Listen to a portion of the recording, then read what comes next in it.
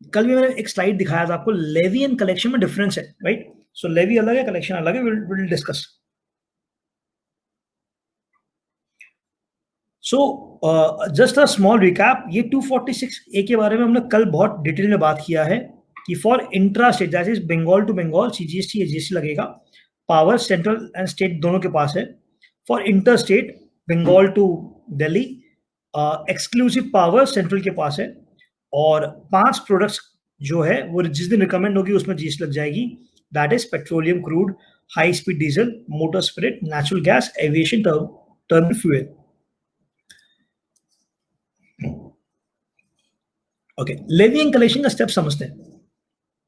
Subject, is it a service, is it a good, is it goods और service both. Voice gone? नहीं sir, perfect है, यहां दिखाता है. Okay okay sir, please bear because I suppose आज सारा दिन खाली मेरे यहाँ नहीं सब जगह इश्यूज है, तो I don't know how to help. Okay, let's continue. I will try and shout much. I will louder my voice. Okay. So subject is, क्योंकि हम अब now we are in a scenario that we understand and appreciate what is service, what is goods, what is goods and service. So जब भी आप levy, sir levy अगर हिंदी भाषा में समझे तो लेवी इज जीएसटी लगाना, ठीक है? जीएसटी लगाना एंड कलेक्शन इज जीएसटी लेना, दोनों में अंतर है. सो जीएसटी लगाओगे तो जीएसटी कैसे लगाओगे? पहले पता तो करो कि वो गुड्स है या सर्विस, या वो दोनों है. पता तो करो पहले. सब्जेक्ट, फिर सप्लाई. सप्लाई क्या है? इंक्लूडेड, इंप्लाइड और एक्सक्लूडेड, शेड्यूल 3. तो एम्प्लॉय भी एम्प्लॉयर को सर्विस देता है, एक हमारा एम्प्लॉय भी हमारे एम्प्लॉय को सर्विस देता है, बट वो सप्लाई में नहीं आता. तो पहले समझो सर्विस है या गुड्स, या गुड्स एंड सर्विस बोथ, फिर देखो सप्लाई में आ रहा है या नहीं आ रहा है. सप्लाई हो गया तो अब आप ये देखो कि इंटर स्टेट है या इंट्रा स्टेट है. इंटर स्टेट है, that is one state to another state, और intra state that is within one state. And फिर देखेंगे time that is specified for goods and time that is specified for service, right? Will discuss why this is like this time, because next class का first topic TOS, time of supply ही है.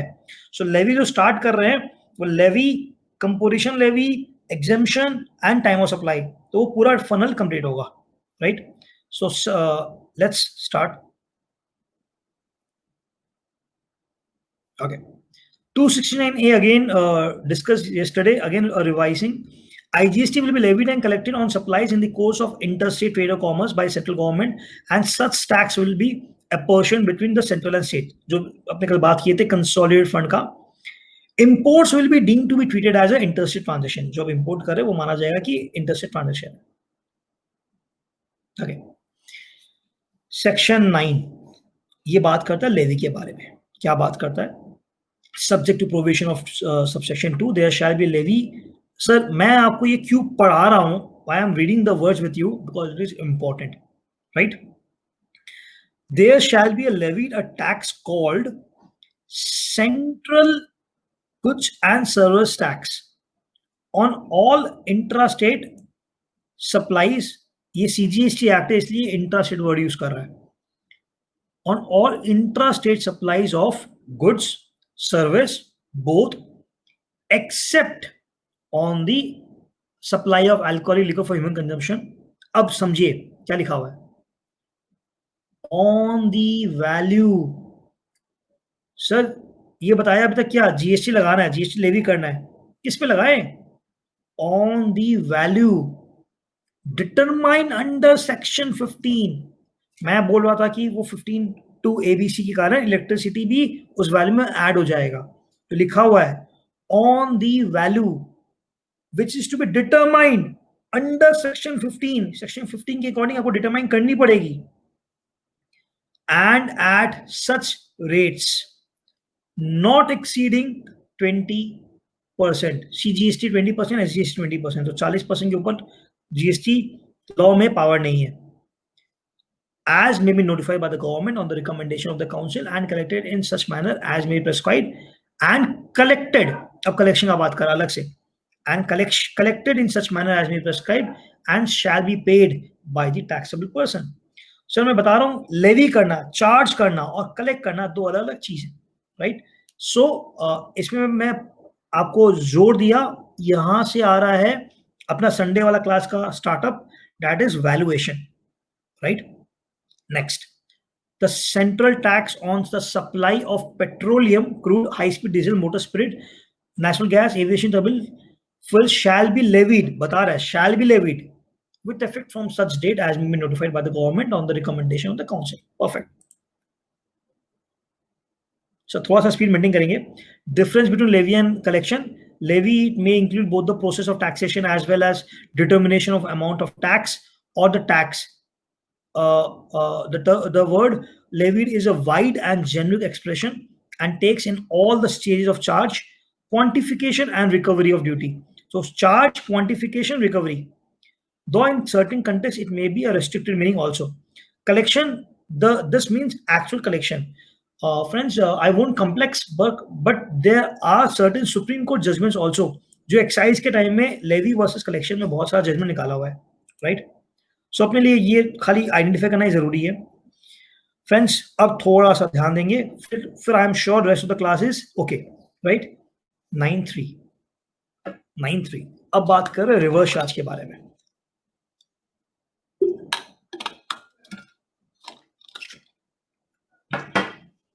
अभी तक forward charge हो रहा था. अभिषेक अग्रवाल ने आपको एक प्रॉपर्टी रेंट पे दी, उस प्रॉपर्टी का 1 लाख रुपया भाड़ा है, 18,000 रुपया जीएसटी है, आपने अभिषेक को 1,18,000 रुपया दे दिया. सो 18,000 कौन लेवी कर रहा था, कौन चार्ज कर रहा था? सप्लायर. और कलेक्ट किससे कर रहा था? रिसिपेंट से, राइट? अब कंसेप्ट है reverse charge mechanism. Reverse the charge, reverse the charge. इसका मतलब सप्लायर सर्विस दे रहा है, रिसिपिएंट को टैक्स पे करना है, राइट? गवर्नमेंट को. अपने रिवर्स चार्ज में आज खाली पेमेंट का कंसेप्ट समझेंगे. जिस दिन अपने इनपुट टैक्स क्रेडिट करेंगे तब अपने रिवर्स चार्ज का क्रेडिट कैसे लेना है वो वाला बात कर लेंगे. सो आज सिर्फ रिवर्स चार्ज का टैक्स पेमेंट का बात कर रहे हैं. इसमें क्या हुआ कि why this concept is always there, government is continuously understanding and doing the research कि कहां पर उसकी रेवेन्यू लीकेज पॉसिबल है. This is what I am sharing of my opinion और my understanding of the law. कि government ये देख रहा है कि कौन से अनऑर्गेनाइज्ड लोग हैं जिनको वो कंटिन्यूअसली मॉनिटर नहीं कर सकते. There will be a loopholes, there will be a space जहां से टैक्स की इवेशन होगी. तो उन्होंने उस इंडस्ट्री में उस जगहों पे रिवर्स चार्ज लगा दिया कि जो रिसिपिएंट है, जो सर्विस लेगा उससे, वो हमें टैक्स पे कर दें. End of discussion. सप्लायर को हम ट्रैक नहीं कर पाएंगे, तो इसलिए जो रिसिपिएंट है वो हमें काइंडली टैक्स पे कर दें. The government, on the recommendation of the council, by notification, specify the categories of supply of goods or service or both, the tax on which shall be paid on reverse charge basis by the recipient of such goods or service or both, and all the provisions of this act shall apply to such recipient. Law में जो भी provisions है वो सब की सब recipient पे applicable होगी. इसका मतलब अगर मुझे रिसिपिएंट पे 10 लाख पेमेंट, अगर एज अ रिसिपिएंट मुझे रिवर्स चार्ज में 10 लाख का पेमेंट करना था और मैंने नहीं किया, तो इंटरेस्ट, पेनल्टी जो लॉ में प्रोविजंस थी जो सप्लायर में लगती अगर, तो सब की सब मेरे ऊपर एप्लीकेबल हो जाएगी. As if he is the person liable for paying the tax in relation to supply of goods और सर्विस. सो इस डेफिनेशन में दे हैव कवर्ड दैट मैं काउंसिल जब रिकमेंड करेगा और नोटिफिकेशन इशू करेगा, then specify the categories of supply of goods और service. Tax pay करना है रिवर्स चार्ज में रिसिपिएंट को, और सारी की सारी प्रोविजन मानी जाएगी उसके ऊपर as if he is the person liable for paying the tax. Right, आगे बढ़ते हैं. ये मैं 9.3 ऑफ सीजीएसटी एक्ट के बारे में बात कर रहा हूं, right? So a basic columnar difference of forward charge and reverse charge. Particular person liable to pay GST. Forward charge में कौन है? मैं हूं, क्योंकि मैंने आपको सप्लाई किया, मैं सप्लाई, आप रिसिपेंट। रिवर्स चार्ज में कौन है? Receiver. Registration supplier, need to register. Registration reverse charge mechanism में मैंडेटरी रजिस्ट्रेशन दरकार है if you not registered. Friends, please appreciate, this is again a thing which might not be digestible to you. We will try and cover this. I don't know how, but we will try and cover this and discuss this in next class only when we discuss registration.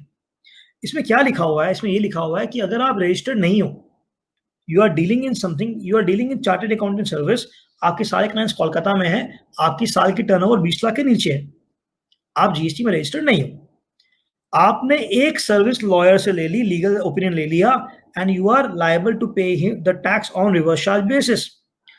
Section 24 में लिखा हुआ है कि you are liable to registered irrespective of your turnover, क्योंकि आप reverse charge में tax पे कर रहे हो, you are liable to registered. So we will discuss this on registration front, but reverse charge में the recipient have to get registered. GST payment मैं जब फॉरवर्ड चार्ज में चार्ज करता हूं, I can pay it, I will pay it monthly. Reverse charge में आपको भी monthly पे करना है। मोड ऑफ पेमेंट, जब सप्लायर माल बेचता है तो वो पेमेंट करता है bye setting of credit ledger and after that using cash.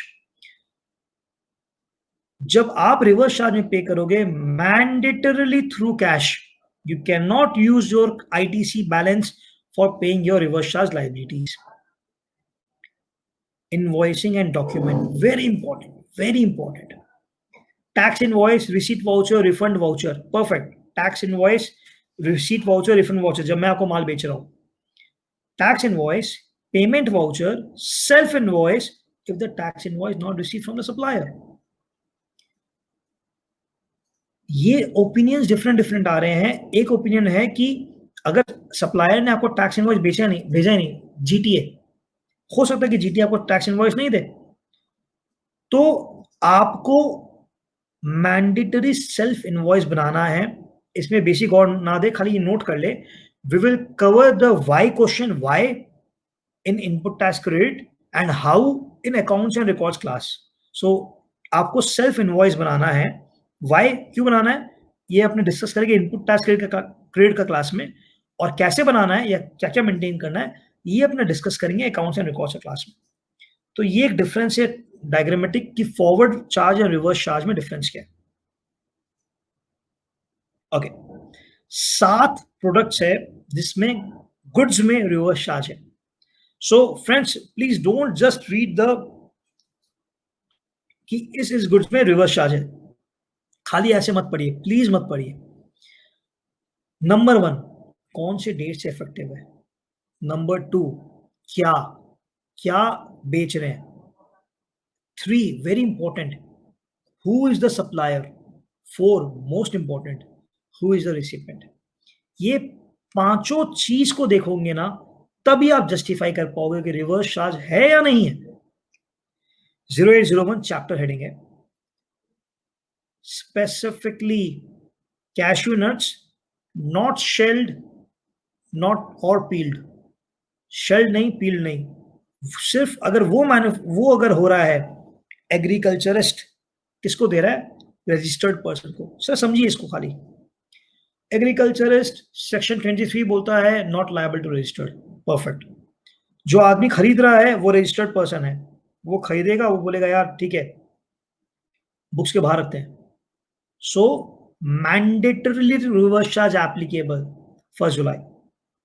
Second item, bidi wrapper leaves, tendu leaves, agriculturist registered person, right. नीचे आते हैं आइटम 5, सप्लाई ऑफ लॉटरी, कौन, state government, union territory, right. किसको, एजेंट को, तभी रिवर्स चार्ज लगेगा, otherwise नहीं लगेगा। और नीचे आते हैं used vehicles, seized and confiscated goods. Interesting, government ने आपका माल पकड़ लिया, यहां से वहां जा रहा था, मैंने माल पकड़ लिया एंड कोई भी छुड़वाने नहीं आया, तो अब ये मुझे सेल करना है, उस माल का मैं करूंगा क्या, मैं ऑक्शन में निकाल रहा हूँ। यूज्ड व्हीकल, तो वो गाड़ी के सामान मैंने दोनों जब्त कर लिया, old and use goods, waste and scrap, ये बता रहा है कि जब सेल होगा तो आरसीएम लगेगा। अब आते हैं कौन सेल कर रहा है, तो central government, state government, union territory और लोकल गवर्नमेंट अगर सिर्फ ये बेचे एनी रजिस्टर्ड पर्सन को तो आरसीएम लगेगा।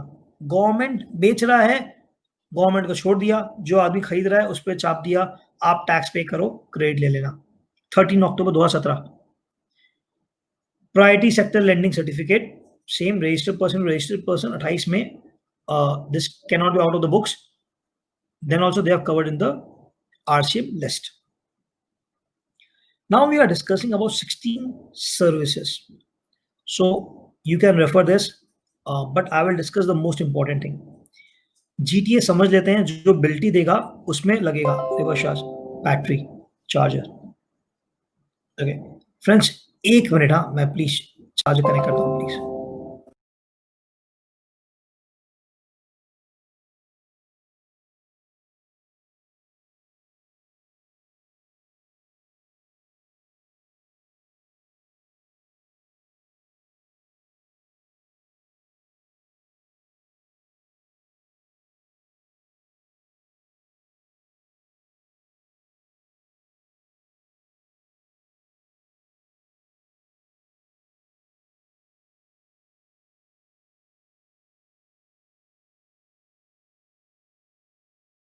Friends Audible?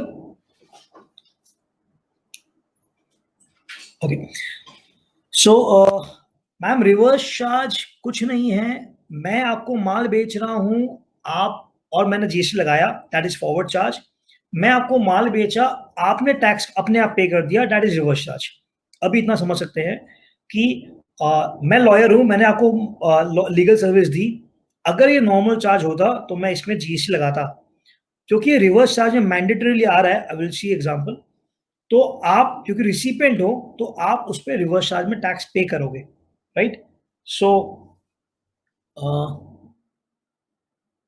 जीटीए सर्विस समझने के लिए समझते हैं, जो ट्रांसपोर्टर बिल्टी देगा या कंसाइनमेंट नोट देगा वो जीटीए माना जाएगा। और again, provider of the service should be GTA, recipient defined है, इसको अगर देता है तो mandatory reverse charge applicable.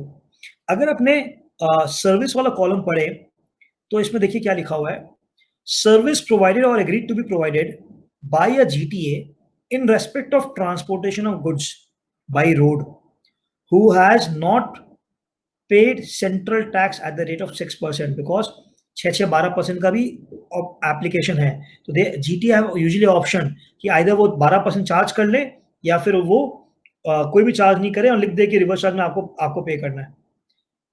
Provided that nothing contained in this entry shall apply to services provided by a GTA by way of transport of goods in a good carriage by road। 2 बता रहा है department और establishment of central government को दे रहा तो नहीं applicable है, तो वो एक्सक्लूशन में यही लिख दिया, this is available in the notification. So ये एक्सप्लेनेशन में यही लिख दिया, राइट? तो जीटीए बेसिक अंडरस्टैंडिंग, अगर बिल्टी दे रहा है तो जीटीए रिवर्सल लगेगा। Service by a individual advocate including a senior advocate or firm of advocates by way of legal service directly or indirectly. What is in the explanation? Legal service means any service provided in relation to advice, consultancy, or assistance in any branch of law in any manner and includes representational service before any court, tribunal, or authority. आपने opinion ले लिया, वो legal service में नहीं आता। आपके behalf में advocate representation service दिया, वो आता है। They've explained this very specifically. Again, कौन प्रोवाइडर है?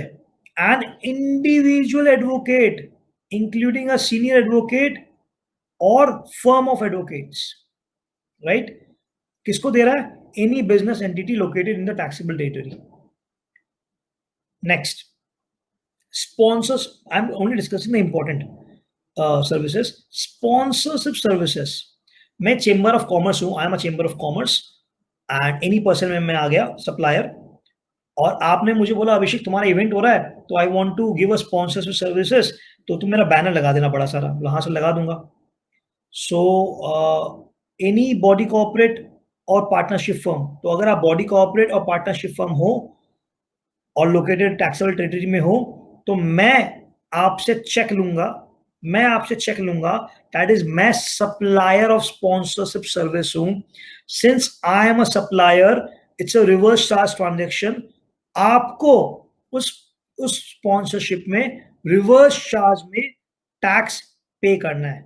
आपको उस स्पॉन्सरशिप में रिवर्स चार्ज में टैक्स पे करना है। Okay ma'am, we will take all the queries, not to worry. Next important इसमें है, in fact very important, 6, services provided or agreed to be provided by a director of a company or a body corporate to the said company or the body corporate। Director जो service देता है अपने body corporate को, तो service provider director of the company, recipient a company और a body corporate located in taxable territory, इस पे भी रिवर्स चार्ज लगेगा। Good number of judgments, recent advance ruling, creating mess, will discuss service. ये हो गया। Okay okay sitting fee of director, yes ma'am, will discuss. I have a separate slide and case loss for that. So you can refer those. ये और important एक और है, let me cover that. Okay, I have almost covered this. Business correspondence, agent of business correspondent, ये usually export import में लगता है। सो agent of business correspondent अगर जो होते हैं, अब business correspondent located in the taxable territory, उसको अगर देता है तो it's a reverse charge, right? So that's the list of 16 services. And अच्छा, please explain point 14। Okay, very important ma'am, thank you for Poynting.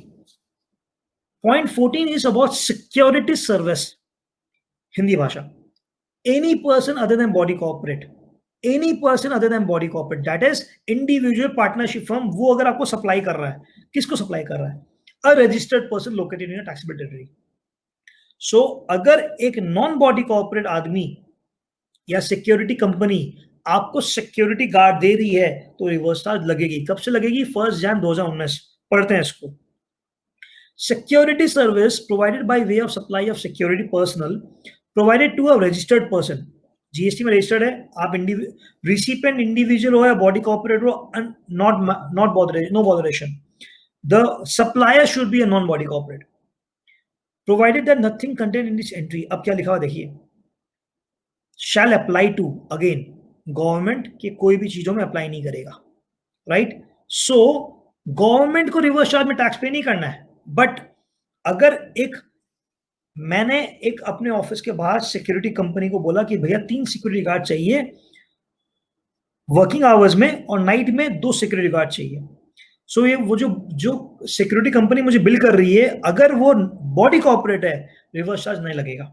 अगर वो छोटी आदमी है, वो नॉन बॉडी कॉर्पोरेट है, तो वहां पर मैंडेटरी रिवर्स चार्ज लगेगा from 1 January 2019, right? What is supplier registered under GST and security?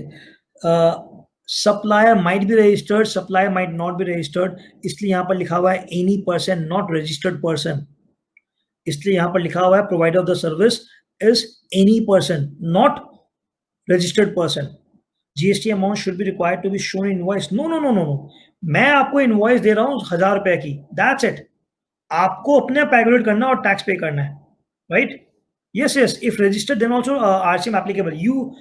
I am registered person, I am a registered lawyer, I am giving you legal service, I will not levy GST on my bill, I will not levy GST on my bill, no issue, mandatory reverse charge। Coming to director's remuneration, थोड़ा सा speed पकड़ते हैं sir, थोड़ा सा speed पकड़ते हैं। Coming to director's remuneration, क्योंकि काफी पोर्शन बाकी है, राइट? 7:45 बज गया है, थोड़ा सा स्पीड पकड़ते हैं।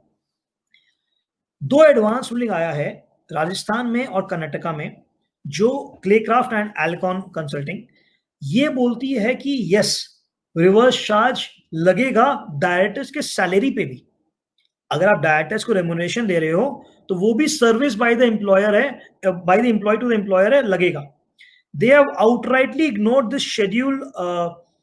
Schedule 3 item 2 which say item 1 which says employee अगर एम्प्लॉय को सर्विस देता है तो जीएसटी लग outside the ambit of GST. अभी एक केस आया है 4 मई 2020, 13 डेज अर्लियर, जो अनिल कुमार अग्रवाल का केस है, जिसमें बोला गया है further in this case where इस केस में पूछा कुछ और गया था। इस केस में पूछा गया था सर बता दो मेरे एग्रीगेट टर्नओवर में कौन कौन सा चीज आएगा, इंटरेस्ट आएगा क्या, ये आएगा क्या, ये आएगा क्या। तो उसने ये बताया, जब वो बता रहे तब वो ये भी बता दिया कि further in case where he is receiving remuneration as executive director is also not includable in the aggregate turnover, as it again is against the supply of service by the applicant as an employee and hence covered in schedule 3 outside the ambit of GST. Further, अब वो बता भी रहा है, समझा भी रहा है, further if receives remuneration as a non-executive director, such remuneration shall be liable to tax under reverse charge. Sitting fees liable to pay tax under reverse charge. Right तो अगर आप सैलरी देते हो डायरेक्टर को, एग्जीक्यूटिव डायरेक्टर है, my opinion GST reverse charge not applicable. अगर आप non executive director को सैलरी देते हो या कोई भी पेमेंट करते हो, reverse charge applicable. Thank you ma'am, you are facing problem now, it's audible. It's very tough और सैड कि कोई भी पार्टिसिपेंट को दिक्कत हो रही है, बट कुछ करने को नहीं होता है। I am happy, everything is good. Okay 9(4) में वी कैन स्किप अभी के लिए, इसमें कुछ नहीं है। इसमें पहले लिखा हुआ था कि अगर आप अनरजिस्टर्ड पार्टी से कुछ परचेज करते हो तो रिवर्स चार्ज लगेगा। 12 अक्टूबर 2017 को ये हटा दिया गया एंड इसमें बोल दिया है कि गवर्नमेंट विल नोटिफाई कि कौन से स्पेशल कैटेगरी ऑफ पर्सन के लिए एप्लीकेबल होगा एंड कौन से स्पेशल कैटेगरी ऑफ ट्रांजेक्शन में एप्लीकेबल होगा। फॉर एग्जाम्पल अभी आया है 9(4) में नोटिफिकेशन जो बोलता है कि लैंड डेवलपमेंट राइट अगर हम देते हैं एंड बिल्डिंग बनवाते हैं तो उस केस में रिवर्स चार्ज एप्लीकेबल है, राइट। आगे बढ़ सकते हैं, we can skip this. I have just copy pasted the sections. जो भी हमने पढ़ा 9(3) एंड 9(4 वो सीजीएसटी एक्ट में है, कॉपी पेस्ट आईजीएसटी एक्ट में भी है, तो 5(1) and 5(3) accordingly, right. 5(3), 5(4 copy paste. Okay, now